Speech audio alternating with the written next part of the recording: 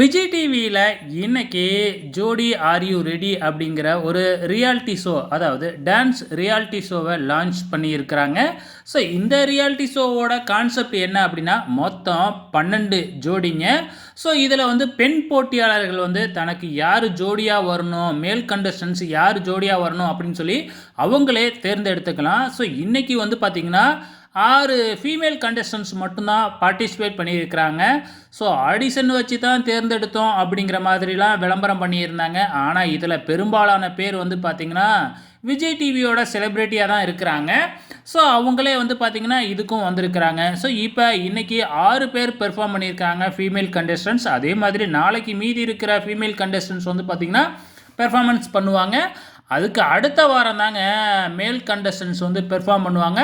So அவங்க perform பண்ணுறப்ப யார் வேணுமாலும் இவங்க எனக்கு வேணும் அப்படின்னு சொல்லி ஃபீமேல் கண்டஸ்டன்ஸ் வந்து மேல் கண்டஸ்டன்ஸை வந்து தேர்ந்தெடுத்துக்கலாம்.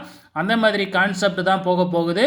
ஸோ இந்த ரியாலிட்டி ஷோவோட நடுவர்கள் யார் அப்படிங்கிறது நமக்கு ஏற்கனவே தெரிஞ்சு போச்சு. சாண்டி, மீனா, அதுக்கப்புறம் ஸ்ரீதேவி.